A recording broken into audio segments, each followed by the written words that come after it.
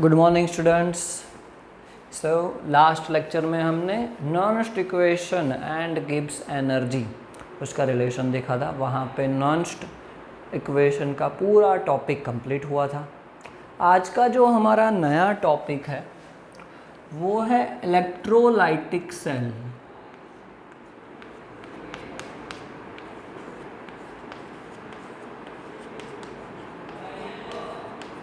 Electrolytic cell. अब तक हमने जो स्टडी किया था वो था इलेक्ट्रोकेमिकल सेल। इलेक्ट्रोकेमिकल सेल बराबर।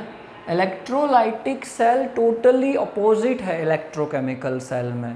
What is the main principle of electrochemical cell? That it converts chemical energy into electrical energy. बराबर। यहाँ पे क्या हो जाएगा कि इसका बेसिक जो प्रिंसिपल है वो होगा कि वो इलेक्ट्रिकल एनर्जी उसका ऑपोजिट हो जाएगा। इलेक्ट्रिकल एनर्जी उसको वो कन्वर्ट करेगा किसके अंदर? केमिकल एनर्जी में।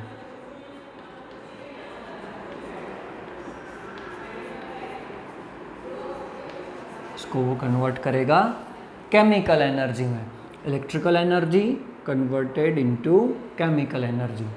मतलब इलेक्ट्रिकल एनर्जी तो बाहर से हमें बैटरी अटैच करना होगा, हाई वोल्टेज अप्लाई करना होगा, तो ही हमें इलेक्ट्रिसिटी तो देनी होगी सेल को।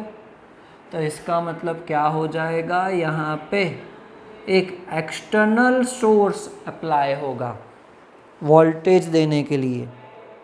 बराबर। तो हम लोग ऐसा बोल सकते हैं, in an electrolytic cell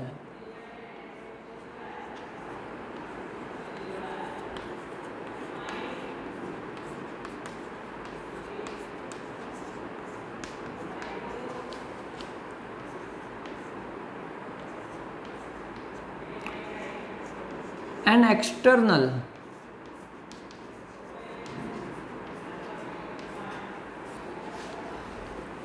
source of energy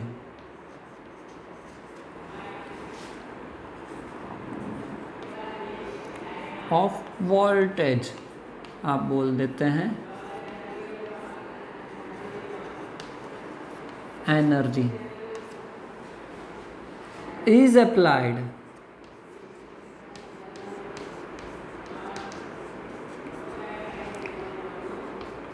to bring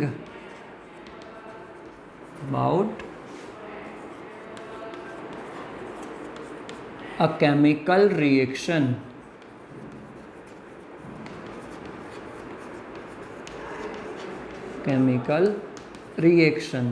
तो बेसिकली आपको अब पता चल गया होगा कि इलेक्ट्रोकेमिकल सेल था, उसके अंदर केमिकल रिएक्शन होती थी and through chemical reaction that means chemical energy convert होता था इलेक्ट्रिकल एनर्जी में, इलेक्ट्रिसिटी में। यहाँ पे टोटली ऑपोजिट है कि इलेक्ट्रिकल एनर्जी बाहर से बैटरी अटैच करेंगे, बैटरी से वोल्टेज अप्लाई करेंगे और उससे केमिकल रिएक्शन होगा और केमिकल एनर्जी में वो कन्वर्ट होगा। That means electrical energy convert होता है केमिकल एनर्जी में, ऐसा हम लोग बोल सकते हैं। बराबर। यहाँ पे एक और चीज़ है कि जो बहुत ही इम्पॉर्टेंट है। इलेक्ट्रोकेमिकल सेल याद करो जिसके अंदर जिस इलेक्ट्रोड का ऑक्सीडेशन होता था उसको हम बोलते थे एनोड, एंड जिस इलेक्ट्रोड का रिडक्शन होता था उसको हम बोलते थे कैथोड। ओके। तो बेसिकली एनोड जिसका ऑक्सीडेशन होता था उसको बोलते थे, जिसका रिडक्शन होता था उसको कैथोड बोलते थे। यहाँ पे ऐसा नहीं होगा। In electrolytic cell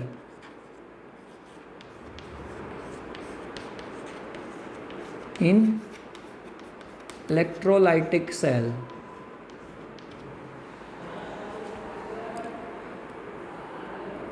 the electrode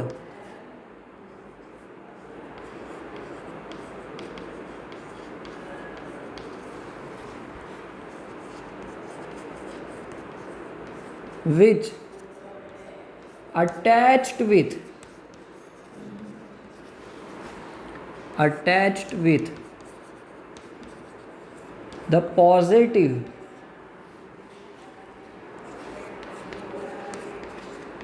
side of battery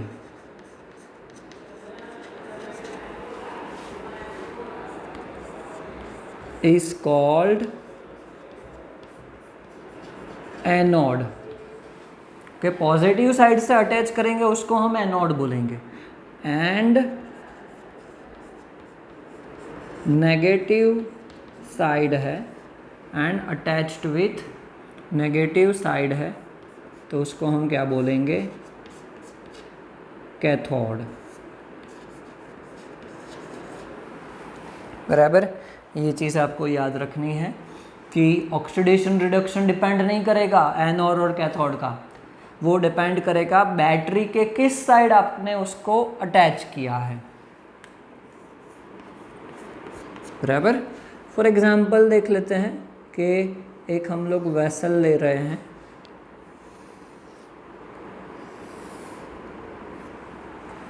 vessel के अंदर हमने 2 इलेक्ट्रोड लिया है,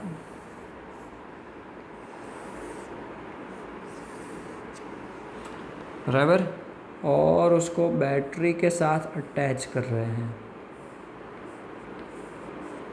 तो ये बड़ा वाला है मतलब लाइन, मतलब वो पॉजिटिव साइड दिखाएगा, तो ये क्या हो जाएगा, एनोड, एंड ये नेगेटिव साइड हो गया तो ये क्या हो गया, कैथोड। ओके, यहाँ पे कोई सॉल्ट ब्रिज नहीं है, 2 वेसल नहीं है, एक ही वेसल के अंदर रिएक्शन होगा।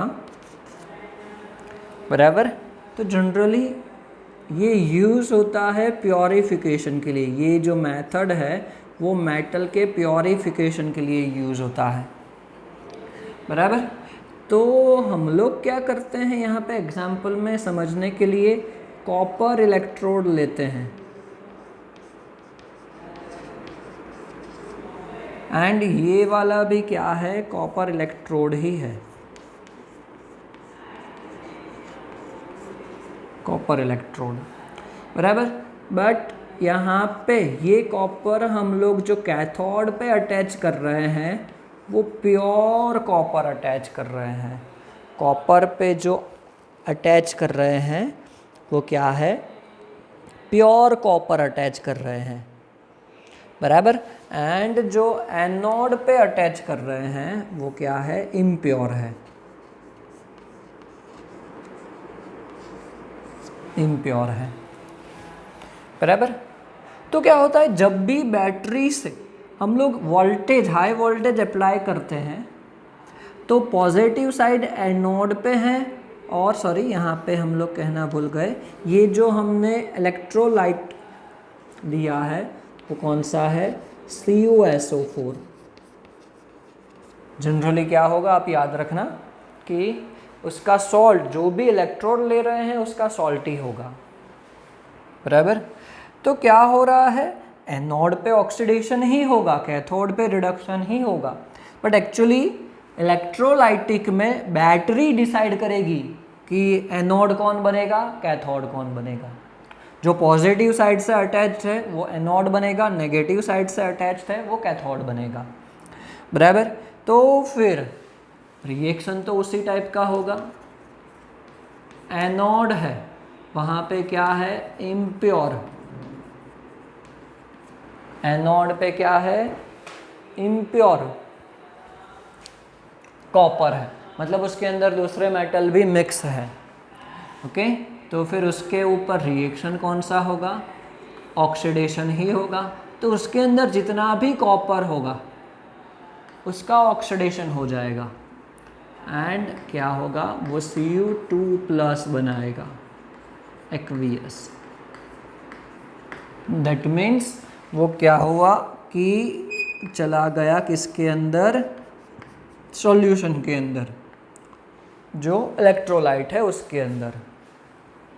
मतलब जितना भी कॉपर, इम्प्योर कॉपर था, इम्प्योर मेटल था, उसके अंदर जितना भी कॉपर था, जहाँ तक हमने डिप किया है उसके अंदर जितना भी था वो चला गया सॉल्यूशन के अंदर।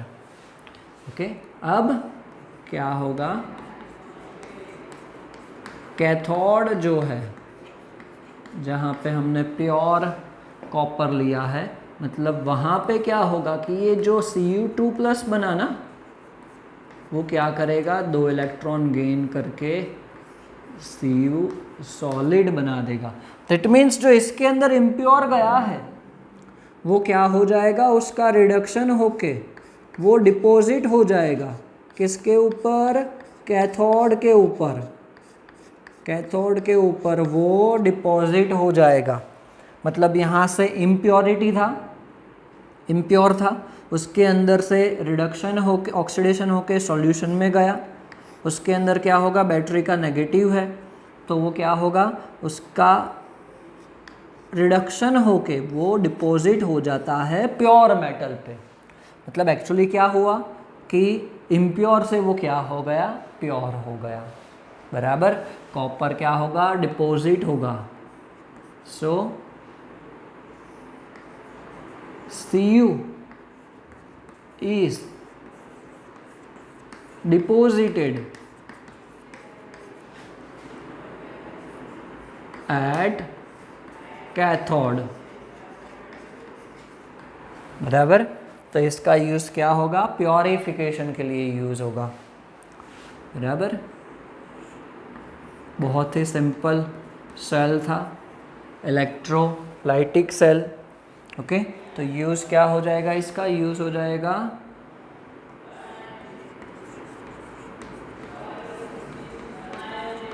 Purification of metals. Okay, generally कौन से मेटल का होता है, तो जैसे यहाँ पे लिखा है copper, silver, sodium, aluminium, magnesium, इसका यूज़ होता है प्योरिफिकेशन के लिए। बराबर, तो याद रखना है इलेक्ट्रोलाइटिक सेल क्या है। इलेक्ट्रोलाइटिक सेल इलेक्ट्रिकल एनर्जी का केमिकल एनर्जी में कन्वर्ट करेगा। बराबर, आपको ये जो समझाया है, तो electrochemical cell and electrolytic cell, इन दोनों का डिफरेंस 2019 में 3 मार्क्स का पूछा गया था, डिफरेंस पूछा गया था। बहुत ही सिंपल डिफरेंस है। फर्स्ट ऑफ ऑल तो ये लिख लो, इलेक्ट्रोकेमिकल में क्या हो जाएगा, chemical energy to electrical energy. Electrolytic में electrical energy to chemical energy में कन्वर्ट होता है। सेकंड पॉइंट ये लिखो कि बैटरी के पॉजिटिव साइड से अटैच्ड इलेक्ट्रोड को हम क्या बोलेंगे, एनोड बोलेंगे, और इलेक्ट्रोकेमिकल में जिसका ऑक्सीडेशन होता है वो एनोड है। फिर बैटरी के नेगेटिव साइड से जिसको अटैच किया है उसको हम कैथोड बोलेंगे, और इलेक्ट्रोकेमिकल में जिसका रिडक्शन होता है वो कैथोड है। देन यहाँ पे देखो सॉल्ट ब्रिज का यूज़ नहीं हो रहा है इलेक्ट्रोलाइटिक सेल में, salt bridge is not required, is not used, उसके अंदर यूज़ होगा। यहाँ पे देखो एक ही वेसल में रिएक्शन हो रहा है, वहाँ पे 2 वेसल चाहिए कंपलसरी इलेक्ट्रोकेमिकल सेल में। बराबर, तो इस तरीके से आप डिफरेंस बना सकते हो उसका, electrochemical cell and electrolytic cell. आपको टेक्स्ट बुक में तो नहीं दिया है, बट आपको मैंने ऑलमोस्ट 4-5 पॉइंट्स बोल दिए। बराबर, तो ये हो गया इलेक्ट्रोलाइटिक सेल।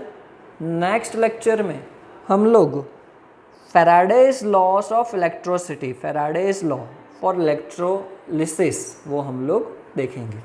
Thank you.